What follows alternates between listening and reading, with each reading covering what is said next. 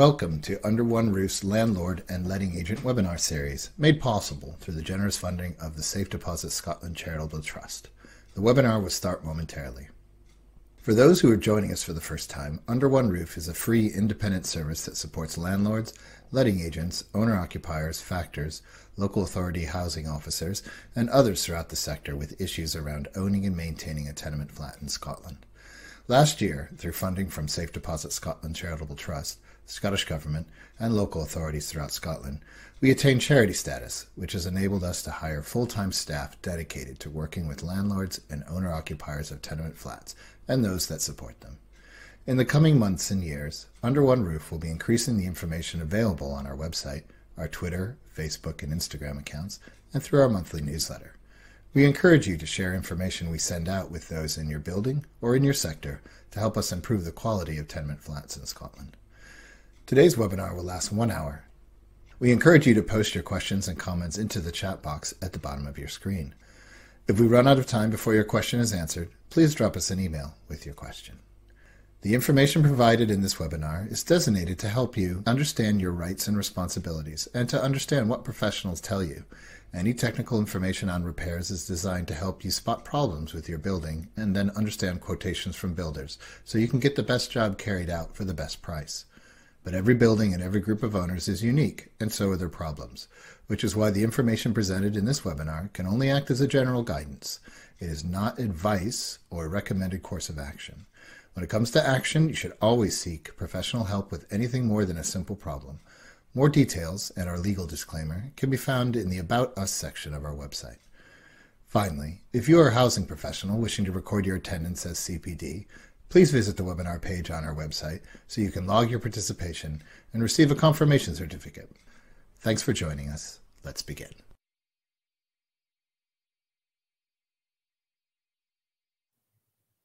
Hello, everyone, and welcome to the latest in our series of webinars for landlords and letting agents in Scotland. Thanks for joining us at your lunchtime. Hope you have settled down and have something to eat while you're watching our webinar today. So today we're going to be talking about energy efficiency in tenement flats, and obviously with COP26 on the mind and it's still going on in Glasgow, this is something we thought would be a particularly important and relevant topic to talk about today. So what we've got ahead of us today is first of all, we've got a couple of videos that we're going to show. First of it is an interview I conducted with David Gibbon. And we spoke about why we need to be discussing energy efficiency generally and how you can make your windows, floors, and doors more energy efficient. Now, David's got over 45 years of experience in property and construction. And being one of only a handful of conservation accredited building surveyors in Scotland, he brings a wealth of knowledge and expertise to us today.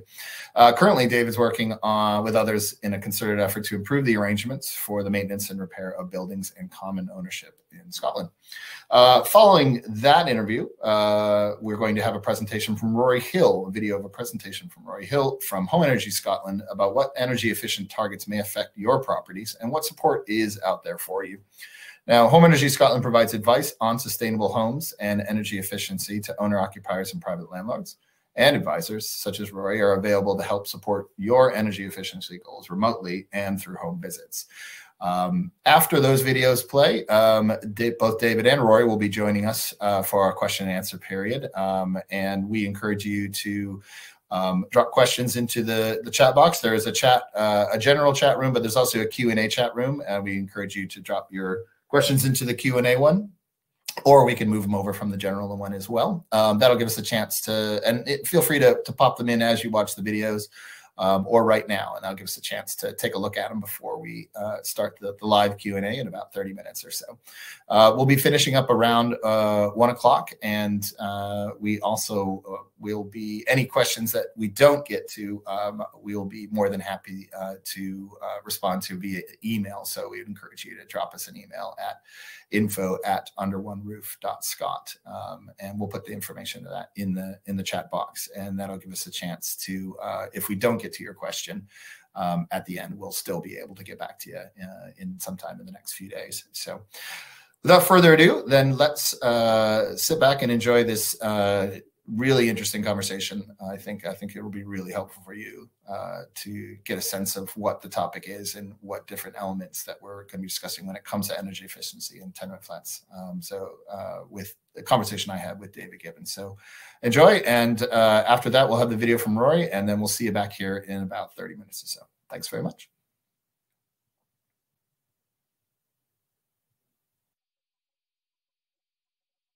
David, thanks for joining us today. Maybe the first thing we could talk about is why it is that we're talking about energy efficiency at this point. Obviously, the most immediate thing in front of us is the COP26 conference, which will have just concluded. But more broadly, why is it that the issue of energy efficiency is being talked about so much and is so important to be addressing right now? Well, obviously, we've got a climate emergency coming upon us, and one of the places where we can start is on our own homes, on reducing the amount of energy that we need in the first place. That complies with the government's agenda on carbon reduction, but it also saves money for the owner. So I think it's a win-win from that point of view. The less we use energy, the better it's going to be for the future of the planet. There's a certain aspect too of making sure that when you are dealing with repairs in your building, that repairs that you need to be doing, is incorporating energy efficiency methods into what you're doing. There's something really to be said about addressing those issues now, especially if you've got some repairs lined up that you're going to need to be doing anyway. Isn't that right? Yeah, absolutely. Repairs and improvements. If you're already, for some reason or another, you're stripping a wall off, the plaster work off it, you should be thinking, well, you know, can I improve this situation while I'm at it? If you're putting a new flat roof covering on a building, it makes sense to think, can I improve this while I'm at it? All too often, up to now, I find it very, very difficult to win that argument because in the case of a flat roof, in a tenement situation, it typically benefits the owner of the top flat. The other owners may say, well, what are we getting for our money here? Why shouldn't the top flat just pay for the lot? And I can see that argument, but I can also see that the government is going to have to get a bit more pushy on this subject, either that or provide some incentive money to encourage it. Because I mean, there can't be any more ludicrous waste of money than to have an uninsulated flat roof. Some tenements, practically the whole roof is flat. You know, I think that's not widely appreciated by a lot of people, but commonly late Victorian tenements often have big areas of flat roof on them. And if you're going to replace the covering, it's a once in a generation opportunity to introduce insulation. And, you know, again and again, I see this not being done. And it's to me, it's the biggest wasted opportunity that there could be. Maybe we could start there actually talking about roofs. I mean, first of all, I mean, you get, I think the statistic we have on our website is that 25% of heat loss comes through the roof. But it's not, I mean, before you even deal with the roof, you've got to make sure that you've got, you know, sealed up aspects on top of the chimney heads, flashings, and so on. Because I mean, it's the old standards basically is a wet building is a cold building. And if you've got wet insulation, that isn't doing anything really to be addressing the energy efficiency issue. But so maybe, you know, maybe if you could just first talk a little bit about that and then moving into the area of you know, what we should be talking about as far as looking at as far as insulating roofs. Well, absolutely. The, um, the very first step in getting a building to perform well thermally is to make sure that it's not leaking and not sucking moisture into the building fabric, because damp building fabric conducts heat faster than dry building fabric, and that applies to walls and roofs and chimneys and everything. So getting a building into good repair is the absolutely first step in making sure that you're not losing heat unnecessarily. Yeah,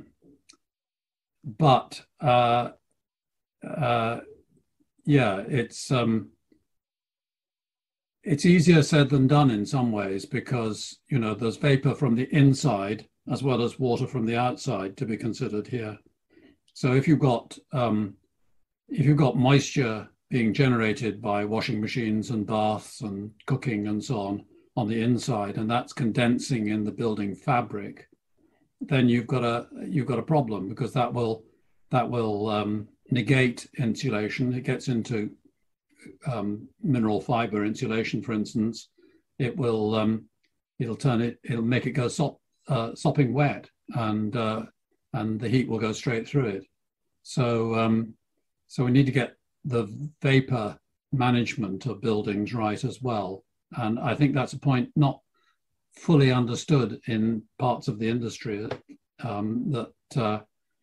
Traditionally what we've done with pitched roofs is we have tended to put the insulation on the ceiling of the top floor ceiling of the building, and then ventilate the space above it. That's the traditional way of doing it, but you've got to make sure that the void above the insulation is ventilated. I'm going to say there's a bit of a change coming in at the moment, potentially, and that is the use of a new technology, which consists of a vapor permeable foam insulation that can be applied to the underside of the roof, i.e. to the underside of the sarking boards between the rafters. It's sprayed on and it expands into position. And if you put it there at the top of the roof, you can actually seal the whole roof effectively. As I say, it's vapor permeable, so it lets the moisture out, but it keeps the heat in, and you don't then need to ventilate the roof void. As I say, this is a change in direction of the technology, which has been looked at by Historic Environment Scotland, and I think it's got the seal of approval. It's pretty new, but it's coming in now. So and that vapor permeable foam approach can also be applied to solid walls. Before we move on to some other aspects, such as windows and floors, what for those who, probably many of the people that are watching today who are less technically minded than yourself, well, what are the things that they should be looking for in contractors, or instructing contractors when it comes to these things, or telling them, as far as sort of being able to know that they're getting quality work, and then that the contractor's doing it the way that they should be, because you don't want, obviously, to someone who doesn't really know what they're doing, causing more problems than existed prior to them. Yeah. Well, I think there's a threshold at which you really have to employ a professional advisor. You have to have an architect or a building surveyor at a certain threshold in all of this, because these are relatively complicated issues. But I quite appreciate that, in smaller spends, that gets a bit overburdened with fees and so on. So you would want to, I think, make sure that you're using contractors that have all the necessary approvals, and that they are using Agremont certificated materials and so on. It's terribly difficult stuff there for the ordinary private citizen to steer their way through, you know, because you can have something flashed in front of you that looks like a certificate that, you know, sounds as if it's the business, and actually you're just being it's just eyewash basically. So I think we have to rely on recommendation, we have to rely on reputation, and so on and so forth. There are a lot of very good people in the industry. I don't want to scare people into thinking that it's all bad. You know, there are lots of very dedicated, good contractors and tradespeople involved in all of this. But my experience is that when you start talking to, say, a roofer about the wider implications of vapor management and so on, it's not something they necessarily know about. They know about roofs, but they don't know about the whole picture.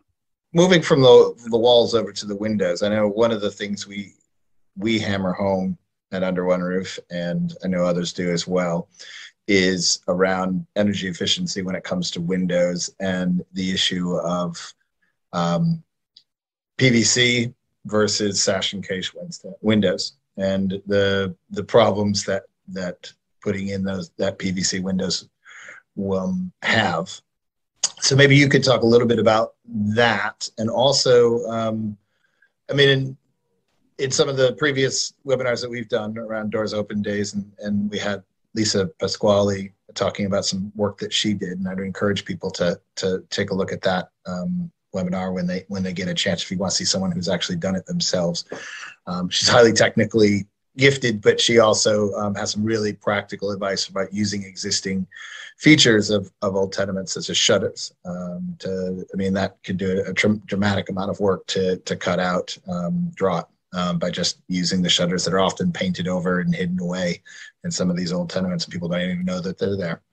But if you could talk just briefly on the issue of what to avoid and ways forward when it comes to insulation, but actually just drop proofing and generally, and energy efficiency around windows. I think a lot of people have got it into their head quite incorrectly that these are disposable items, and that they wear out in, you know, to say to somebody that my windows date from 1840 just doesn't compute with a lot of the people who have replaced similar windows with plastic. And yet, you know, I've also had dealings with plastic windows, which after 20 years, they've got problems with the mechanisms in them, and you can't buy replacements because the whole industry has moved on and those particular mechanisms are no longer available, and you can't get a joiner to fix them because he wouldn't know what to do with a plastic window. They are the ultimate in disposable items, which will end up in landfill. And so from a total carbon point of view, I think people should think long and hard before they throw out their existing windows. But there are options, of course, and slim light double glazing is a perfectly sensible option to upgrade existing sash and case windows. I think it's a pity to do it if you've got really nice old glass in a listed building, but in a lot of situations, I think it's a very valid course of action to reglaze them with slim light double glazing. I did that recently to a whole load of metal framed windows dating from 1937. We put slim light double glazing into them, and we also put shutters onto them so that we would improve the whole performance of the windows. So the other little bugbear I have about PVC windows is that they are invariably fitted so that they reduce the daylight area in the window. There isn't a case sometimes when all the windows are completely rotten and you're on a limited budget. I could understand why you would put in PVC windows in that instance, but on the whole, I would say, don't do it. Think twice and think long and hard about whether your windows can be repaired.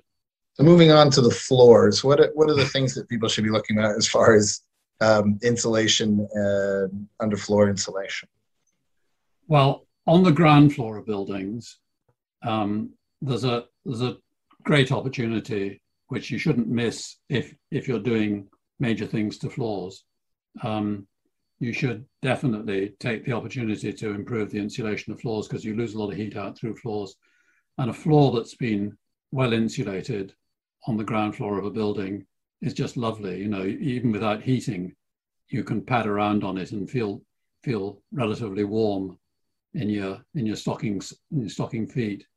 So I am a great believer in upgrading the insulation of solid or of ground floors if you possibly can. They fall into two categories: the suspended timber floors, where you can insulate between the joists. You have to lift all the floorboards in order to do it, but you can insulate between the joists, and you can either hold up mineral fiber insulation with netting fixed to the underside of the joists, or preferably you can use wood fiber insulation, which comes and goes a bit with the moisture in the air. You have to make sure that you haven't got a damp solum underneath it. That may need to be attended to. So that's timber suspended floors. And solid floors, certainly concrete floors, if the opportunity arises, if it's something you're doing anyway, I would always put in a layer of insulation underneath a concrete floor. And I mean, a very good choice is to install underfloor heating in that situation. So that's underfloor heating pipe work, which I think works well with solid floors. I'm not saying that underfloor heating is perfect in all respects, because some people just don't like it, but it's worth considering.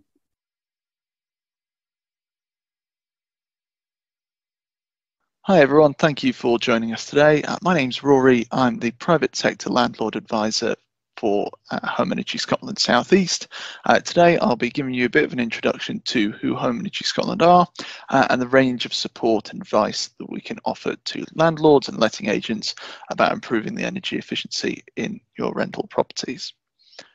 So to start off with, I'm just going to give you a quick overview of who Home Energy Scotland are.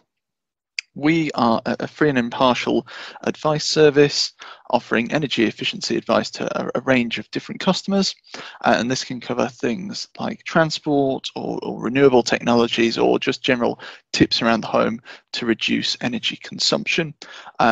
We do offer a specialist landlord service, and that's part of the service that I deliver. Now, we offer this service across the country through several different regional centres. I'm talking to you today from my spare room in Edinburgh, and I'm responsible for advising landlords in the southeast of Scotland. If you do have properties around the rest of the country, however, we're still able to offer the same level of service. It just won't necessarily be myself that you'd be speaking to directly. So our aims really are to help reduce Scotland's carbon emissions from domestic properties, and as well to help tackle fuel poverty and reduce fuel bills. In doing so, we speak to around 90,000 households each year, and this is primarily remotely over the phone on the 0828 number shown on this slide, and throughout, where we offer a remote advice centre. In terms of the support that we're able to offer to landlords, though, this includes remote support over the phone and by email, as well as conducting energy performance certificate EPC reviews. So if you have a larger rental portfolio and some properties are of concern, that's something that I can help out with, and that's generally conducted over email.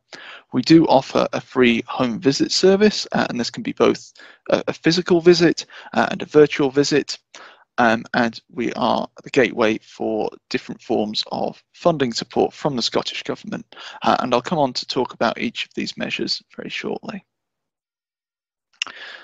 Just to give you an idea before we start of the type of advice that we can offer, this can include things around if you're considering upgrading electric heating from panel heaters to storage heaters or to more modern storage heaters potentially, as well as if you're considering upgrading to condensing gas boilers from an older model. And we do also offer advice on renewable technologies as well, such as heat pumps.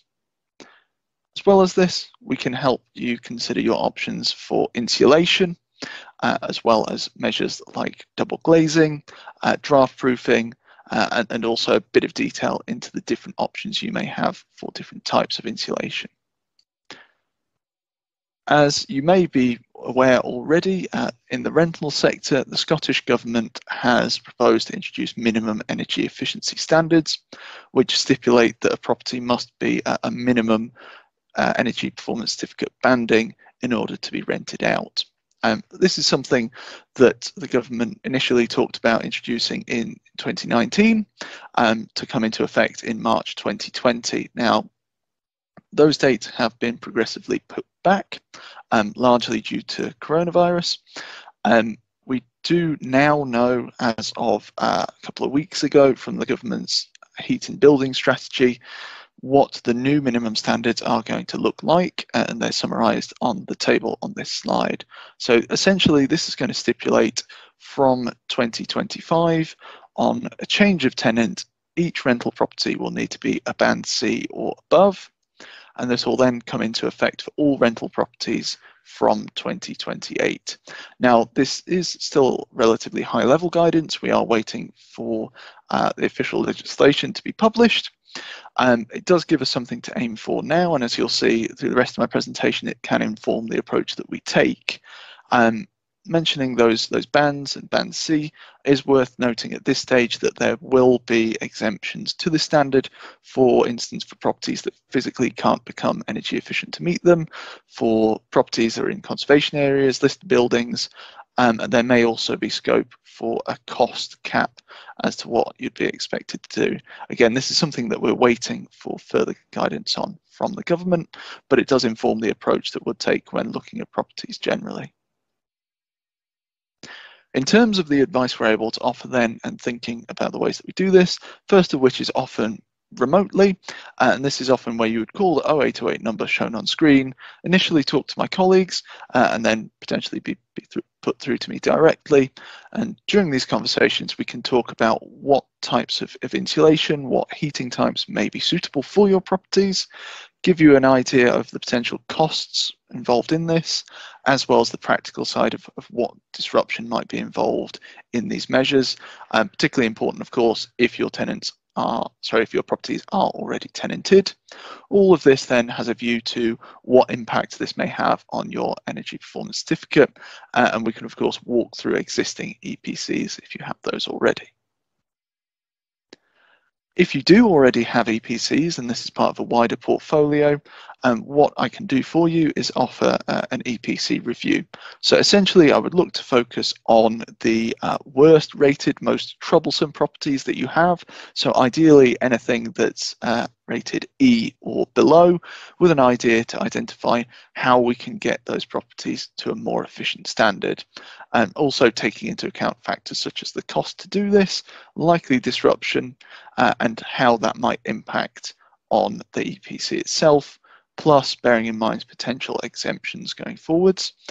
Should point out actually that the training that I've had and my colleagues in the other centres will have had is exactly the same as energy performance certificates receive, EPC assessors receive rather.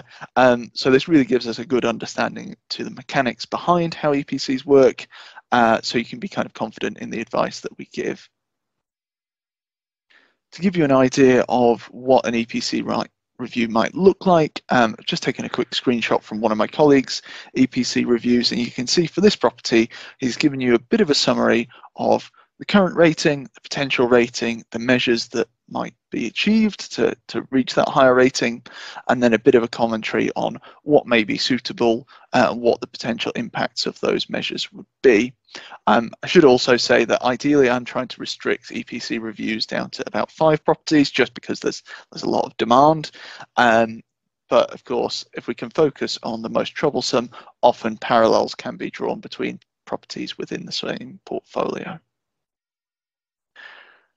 If we determine it's suitable as well, it's worth noting that we offer a home visit service, and this can be both physical, where I would come round to your property, essentially run a mock EPC to make measurements and a note of the fabric of the property, to then put together a report for you assessing your options, modeling different scenarios. So if, for instance, you were to put in loft insulation and double glazing, what would those measures in particular make the new EPC look like? I can do this physically, as I say, preferably now because of coronavirus. I'm looking to deliver more visits remotely. So if you have existing drawings of the property, or even an existing EPC, I can actually pull out the data from that EPC to pull together a report for you. Again, looking to focus on the most troublesome properties, so currently only able to offer physical visits to properties of a rating of E, F, or G. Essentially, what this report would look to do would be to outline the options for you, give you some guidance on where to go next, and would look at a little bit like what you can see on the screen just now, rating each element of the property, and then suggesting down at the bottom here, if you were to do particular measures, how much that might cost, what disruption to consider, but also how this may impact your EPC rating. Last of all then, part of the support that we're able to offer is, of course, dealing with the funding side of things as to how to finance these improvements that may be suitable for your properties. And this can be through the private rented sector landlord loan, which is supplied by the Scottish Government and administered by the Energy Saving Trust. This essentially is to enable private landlords to deploy some of the recommended measures in EPCs or in the reports that we suggest.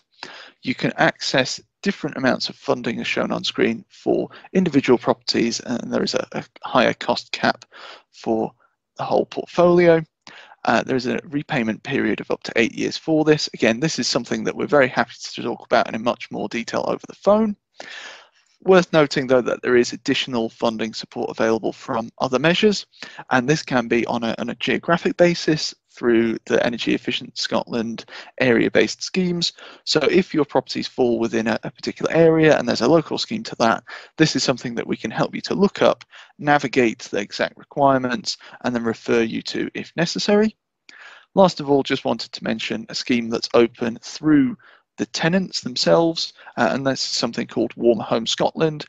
This is funding available from the government, which is directed towards people who are generally either on benefits or on a low income to make sure that their homes are comfortable. The way that this funding works is it is tied to the tenant's personal circumstances. So I would always encourage landlords to encourage your tenants to contact us directly on the 0808 number anyway, because we do offer a really wide range of advice that can be beneficial to pretty much anyone.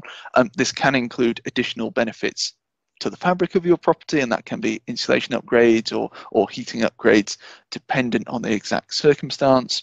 So as I would say, just do encourage your tenants to get in touch with us, particularly if you think they may be eligible for some form of support. I hope that's been useful. I'm going to leave it there for now. If you'd like to find out more, I will be around for questions later, but you can contact us on the 0808 number shown on screen. You can also email me directly at rory.hill@se.homeenergyscotland.org. Thank you.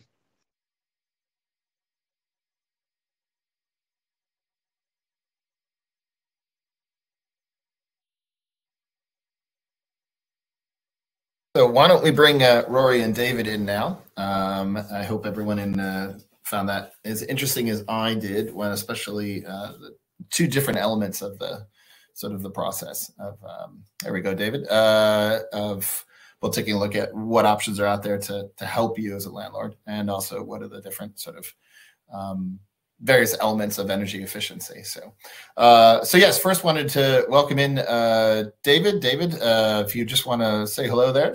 Hello. All right, we've got David in. Still trying to get Rory in. He popped in and then dropped off again, so hopefully we'll get him back in a second.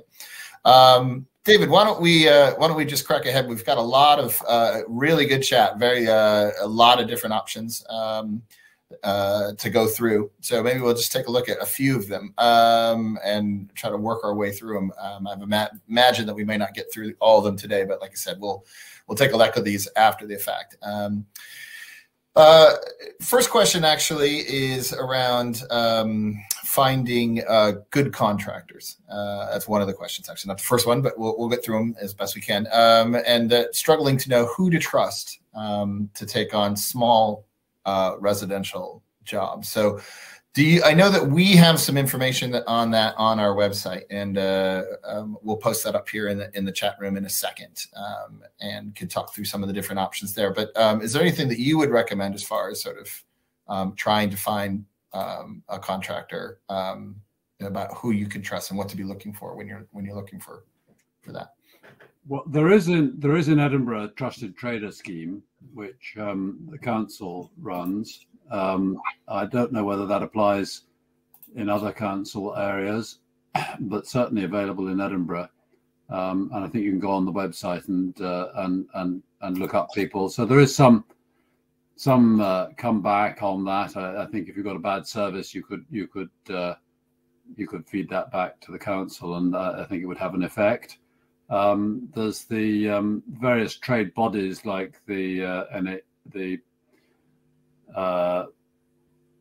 Federation of Master Builders and the National NF. I can't remember the initials, but anyway, the roofing federation, and so I think they are possibly worth considering ahead of others. Although I know very good contractors that don't belong to these organizations.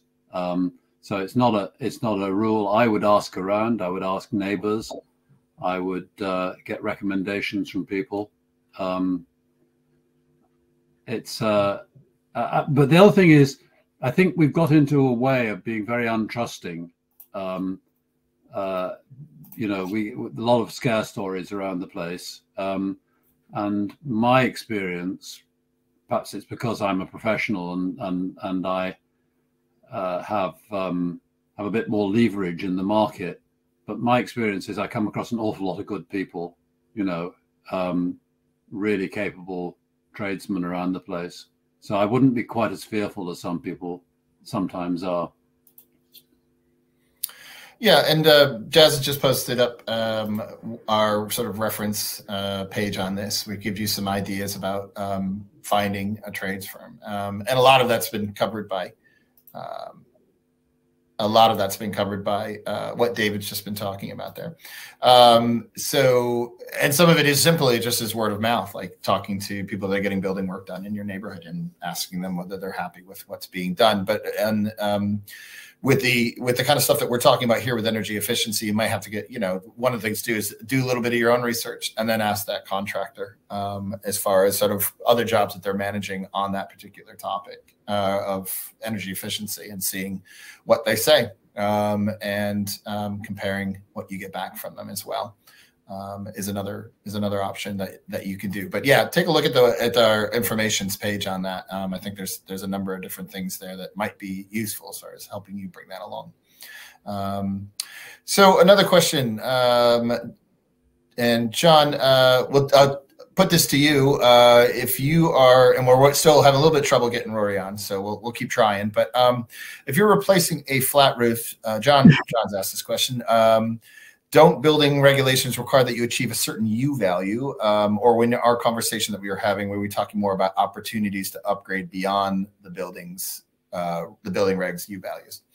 The building regulations don't require you to improve on the existing situation, not unless you're altering the building in some fundamental way.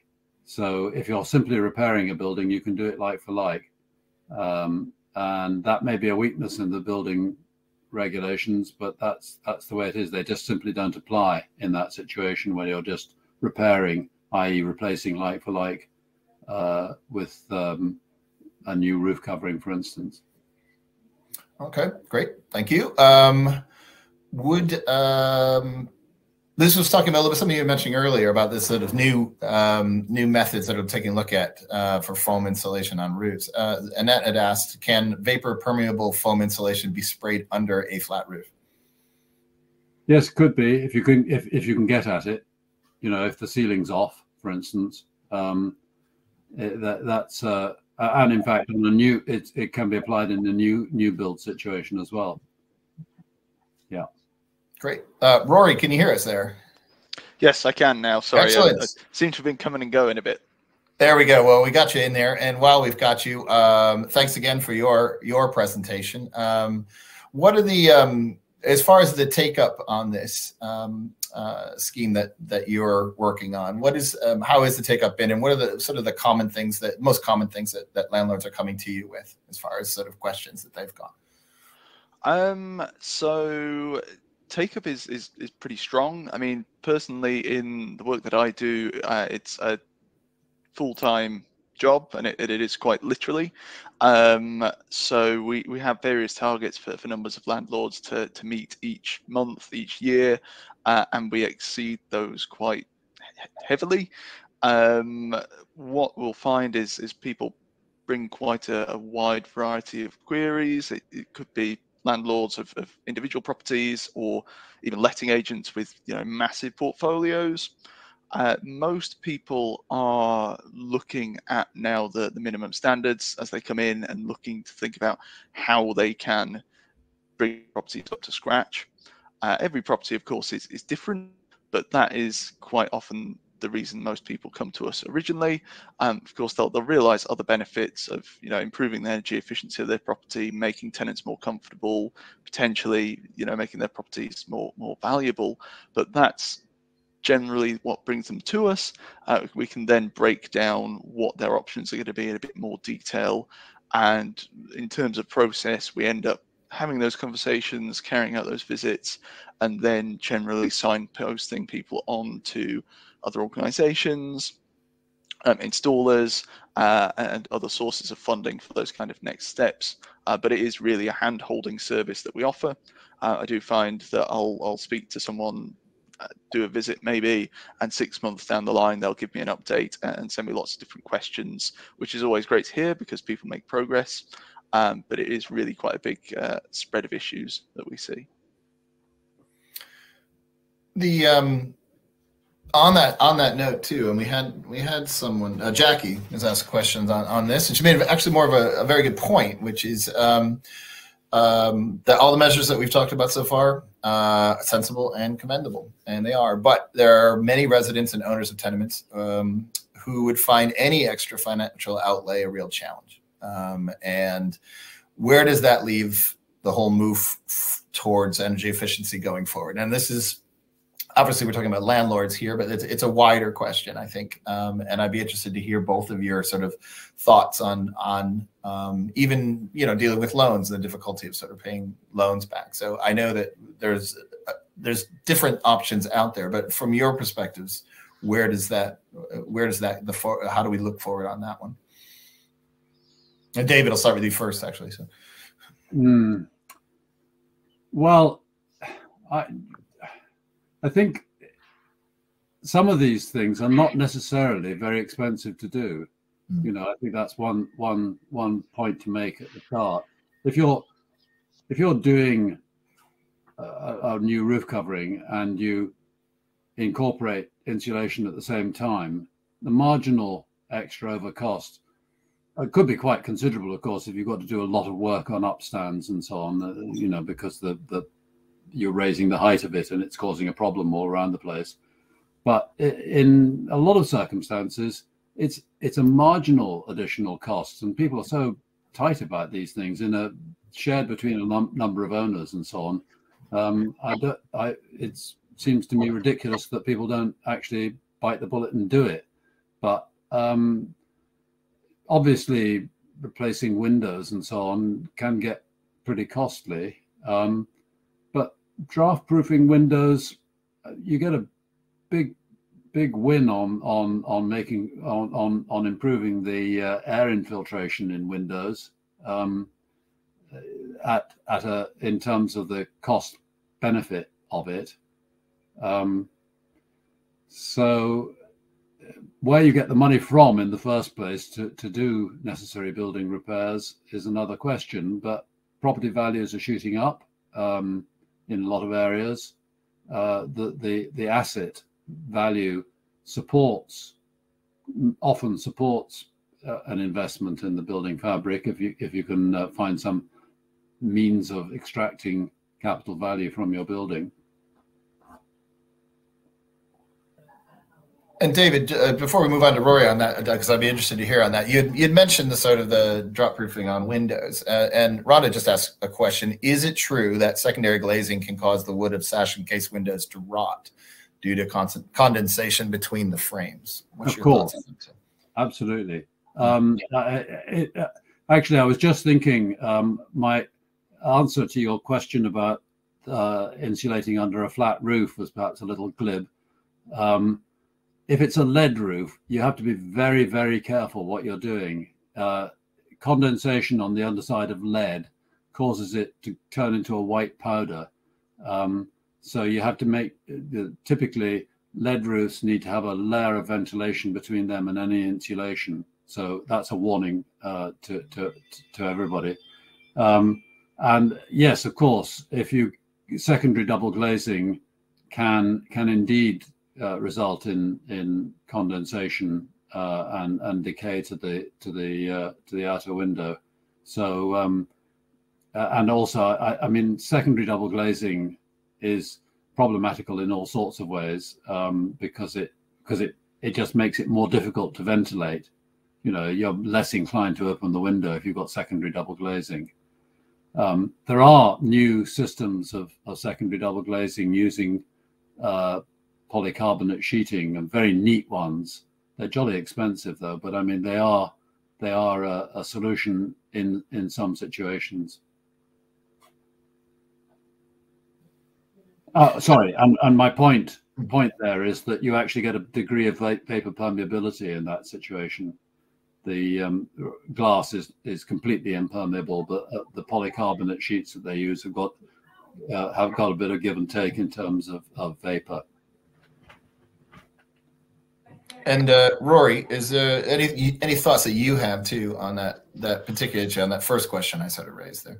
Yeah, I mean, you're quite right to point out that it's far from unique in rental properties. The funding side of things is something that we deal with, you know, on practically every person that I speak to, quite rightly. The things that I would highlight is, well, back at what David said, in that these are improvements to the property that we're talking about, but it is worth trying to have a look at the different avenues that are out there.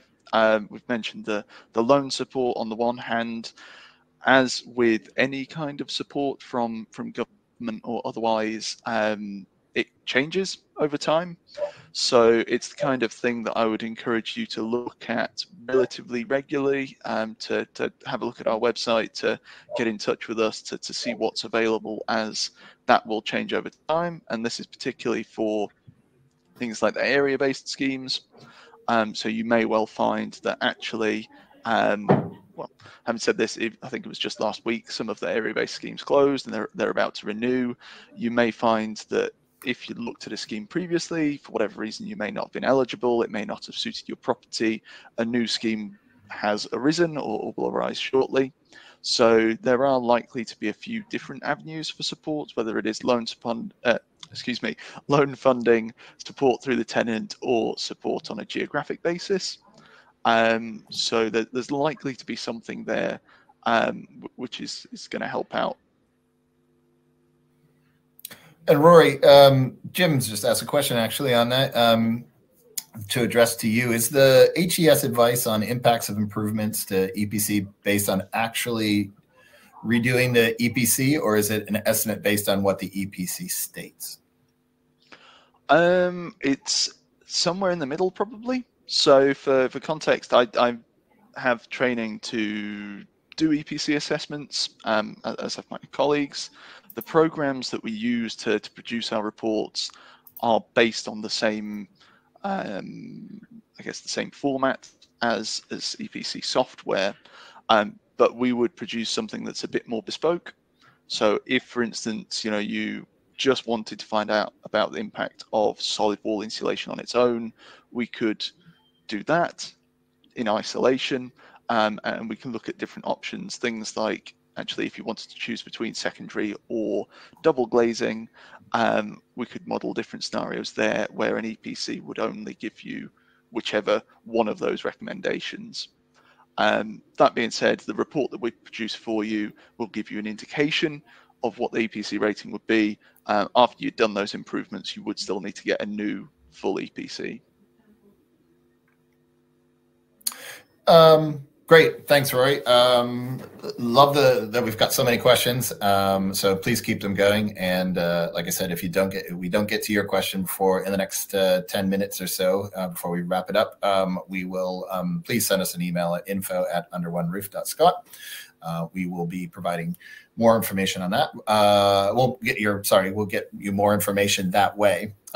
We've also, just a quick note, if you are in the Edinburgh area on Friday, we are taking part in an event that we'll put up the details as far as the location and registration details in the chat room. But this is an event on the topic of energy efficiency, and particularly around building associations and the importance of having a building association and being able to act collectively with some of the things that we're talking about here, because some of this is individual work that you can be doing in your own flat. Some of it might actually, talking about the roof, we're talking about collective repairs that you need to be taking a look at, and the decision-making processes around that. So we're going to be taking part in an event with Built Environment Forum Scotland, BEFS, and Norville, who provide an app in the Edinburgh area for Edinburgh residents to help them organize the various owners in their building easily around a phone app. And they are going to talk a little bit about how you can use that. And that's something that the Edinburgh Council has endorsed as well. We're going to be speaking about building associations. We're going to bring along also someone from a building association, who I believe is actually in the chat today. Maybe will be joining us also to talk about their experiences in forming an owners association in their building. We'll also have an opportunity for people to ask individual questions about their situation as well. So that's taking place this Friday, 6 to 7 p.m. I believe it's called Space, which is, I think, located in the Lauriston Fire Station. But I'm going to make sure that we get the information up if it's not already in the chat room. And if you're in the Edinburgh area, please come along. It's an in-person event. There'll be, so that's a bit strange for everyone. But I think it'll be really, I'm really excited looking forward to it, and giving a chance to talk to people one-on-one and give some people some information too that they can bring back to their own stair to help organize their stair into an owners association. Got a few questions here on that particular topic, actually. And Neil has gotten in touch to say that on the point you're discussing, other than lighting, drop proofing, water tank jackets, things like roof insulation or wall floor insulation will have very long-term paybacks, especially if the work doesn't need to be done for other reasons. And there are often shared costs between all owners too. So getting agreement could be very difficult. Now he asks, will the regulations allow for this in some way? And I think that the question, first of all, may be just sort of how do you answer that question is about the value of doing those things. And we talked a little about it. David maybe first can talk a little bit about this. David, we talked a little bit about the importance of combining works that you need doing with energy efficiency improvements as a way of dramatically saving a lot of money, rather than having to just individually going out, because I think that would probably be a lot more of a difficult sell for the other people in your building. But if you've got a roof that needs to be fixed, putting in energy efficiency sort of elements, adding it to it, it would be considerably cheaper than just doing it standalone. Is that right? I think that's right. It's surprisingly difficult to make a purely economic case for insulation upgrades. I was looking at a flat roof on a building that a developer had. Was in fact not a residential situation. This was a commercial situation. The developer had completely replaced the roof covering on a concrete flat roof, 1960s building, And I asked, how much insulation did you put in while you were at it? And they said, none. We didn't do any. We didn't have to. There was an inch of glass fiber or something, you know, from the 60s. We weren't required to, because it didn't come under the building standards, and we didn't. So I did some calculations to find out what it would have saved had they done it, and I have to say it was fairly derisory. So you know, I think the government has to step up here and help to push this agenda forward. It's necessary, it's important, but it's a jolly difficult case to put to the private individual. Just, you know, there's no getting away from it. Some of these things have got quite big capital costs attached to them, and not tremendously good paybacks.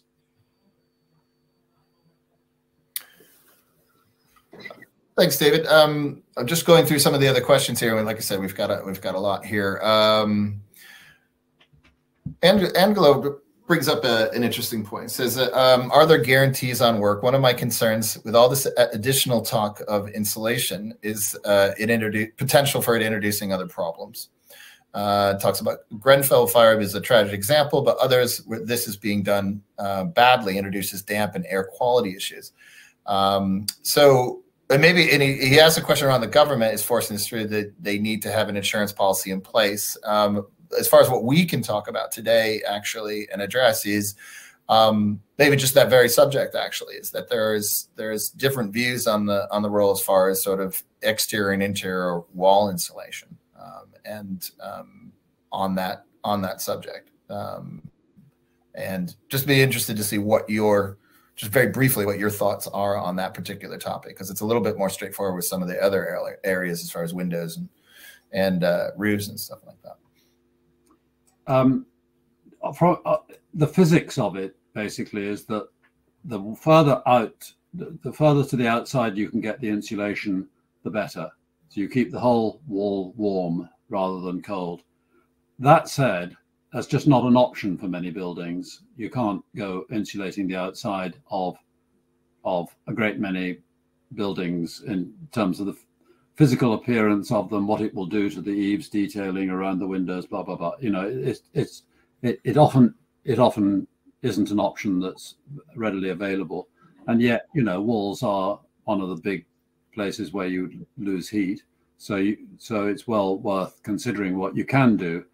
And internal insulation does work. I mean, you know, and Historic Environment Scotland have done a lot of measurement and putting probes into walls to find out what the moisture consequence of insulating on the inside, which theoretically wouldn't be as good because it might cause the wall to be damper. But actually they found in practice it doesn't particularly have that effect. It is on balance worth doing. So, you know, I don't think we should be unduly fearful of internal insulation. But theoretically, it would be better to have it on the outside. Mm. Thanks, David. We've got just a few more minutes. Let's see if we can get through a few of the questions, Susie, everybody, as much as we can. This might be one for Rory. It says the EPC, this is from Chris, the EPC banding of C that properties have to try to achieve by 2025. Are the current bandings and suggestions on how you achieve them, i.e. energy saving bulbs, insulation, et cetera, going to change, do you think, or will they remain? That's a very interesting question. The way EPCs work and are kind of governed has changed over time.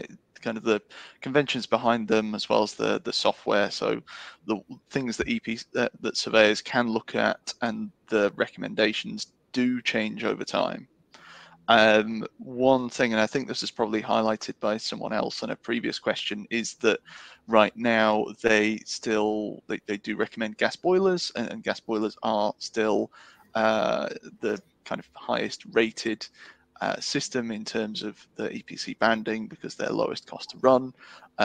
In that example, of course, there's questions over how timely and how relevant that is.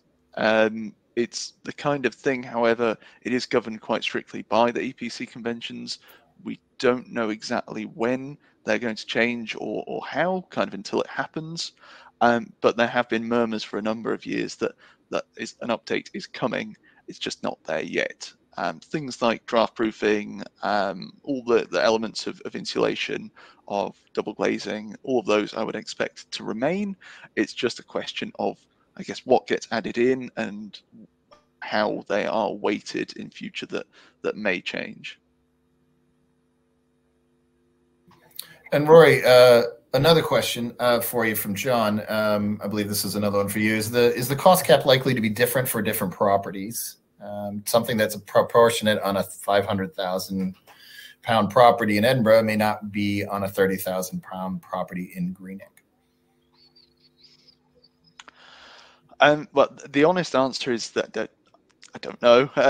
Nobody will know until the government kind of announces it. So I don't want to set your expectation too high. What we can gather is when I mentioned in the recording that the bands now are aiming for band Cs. Previously, there were different stages announced of different bandings, and previously a cost cap exemption was mentioned of up to £5,000 per property. So that would be, and that was to get between one band to another. So under the kind of provisional exemption that was outlined, you wouldn't have spent, excuse me, you wouldn't have to spend more than £5,000 on a property to get it from a band E to a band D, say.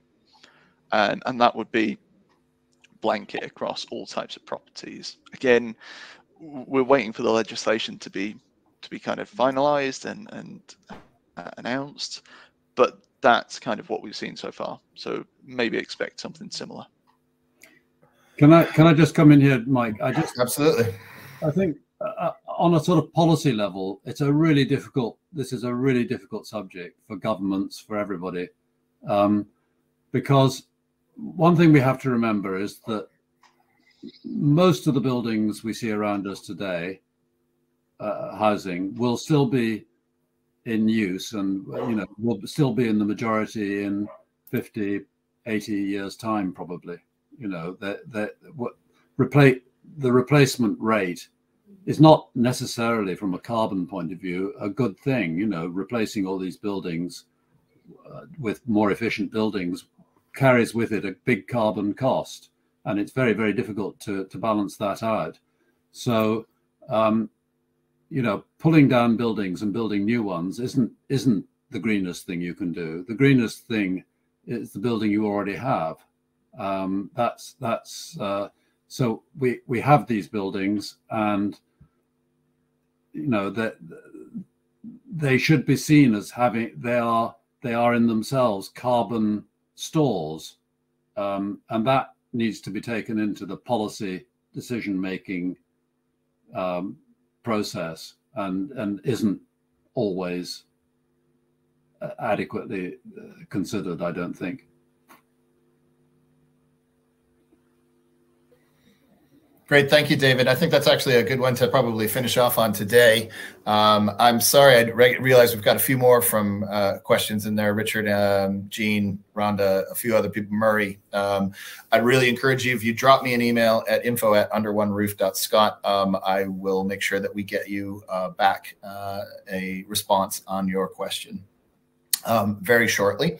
Before I say goodbye, I wanted just to let everyone know that we're doing our monthly Ask the Tenement Experts. We've been doing this now for a few months, and these are just an open question and answer.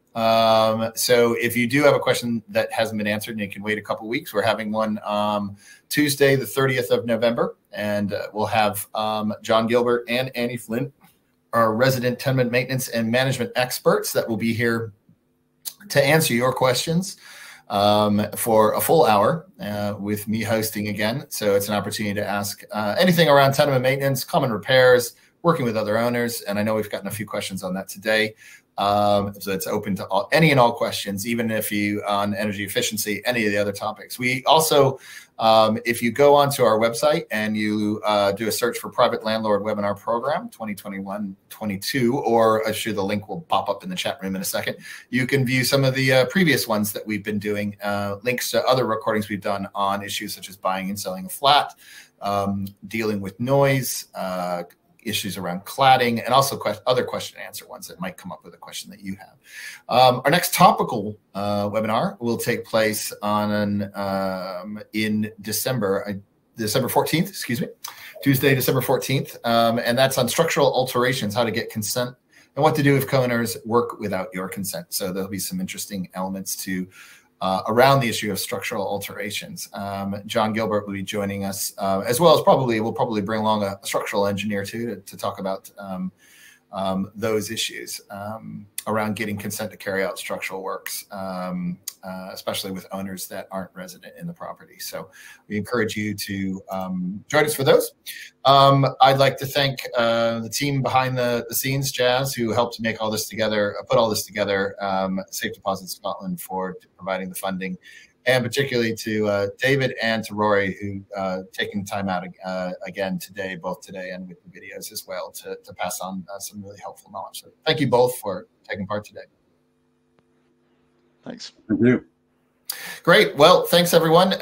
We will hopefully see you in a few weeks. And again, if you have any other questions around this or anything that comes up after you've logged off of this, please drop us a note. Thanks for all attending, and we'll see you all soon. Bye now.